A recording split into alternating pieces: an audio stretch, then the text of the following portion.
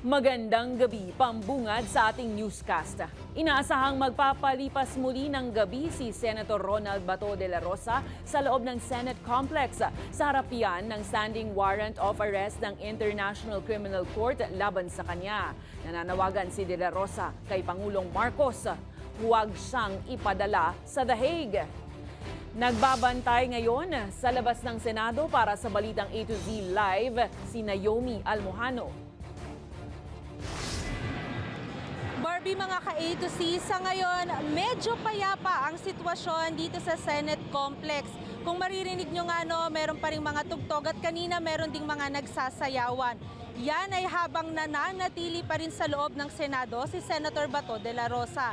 Pero kaninang bandang mga hapon nagkaroon ng bahagyang tensyon sa pagitan ng mga taga-suporta at kritiko ng senador.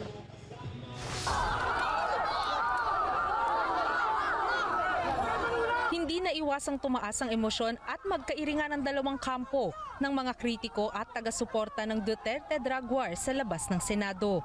Sa harap yan ng kumpirmasyon ng International Criminal Court na naglabas na ito ng arrest warrant labang kay Senator Ronald Bato de la Rosa bilang taga-execute ng Oplan Tokhang sa panahon ni former President Duterte. Agad naman pumagitna ang mga kapulisan at napigilang uminit pa ang asaran at magkapikunan. May 11 ang matakasan ni De La Rosa ang pag-aresto sa Senado, kung saan binigyan siya ng protective custody sa ilalim ng liderato ni Senate President Alan Peter Cayetano. Para sa taga-suporta ng dating PNP chief, walang kasalanan ang mambabatas. Bilang ordinaryong Pilipino, ano yun?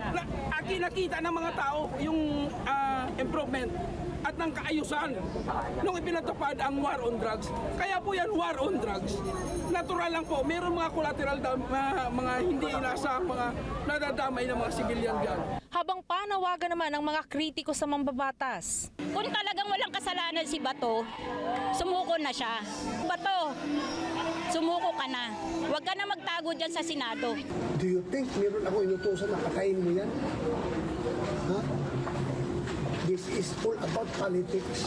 Nanindigan naman ang NBI na walang politika sa legal na proseso ng pag-aresto kay De La Rosa. Ang sabi nga, ba't hinabol? Siyempre po kasi po tumakbo, kaya po natin hinabol. From our point of view of the law enforcement, we are trying to enforce a valid warrant. Agad namang humiling ng temporary restraining order ang kampo ni De La Rosa sa kataas-taasang hukuman para maharangan ang arrest warrant ng ICC. Emosyonal din si De La Rosa nang manawagan kay Pangulong Ferdinand Marcos Jr.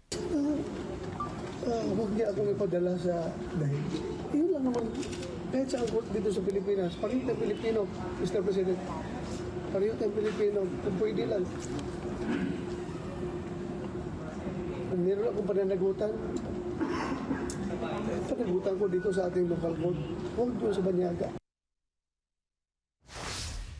Gaya nga ng sabi natin kanina, nananatili pa rin sa loob ng Senado si Senator Bato de la Rosa.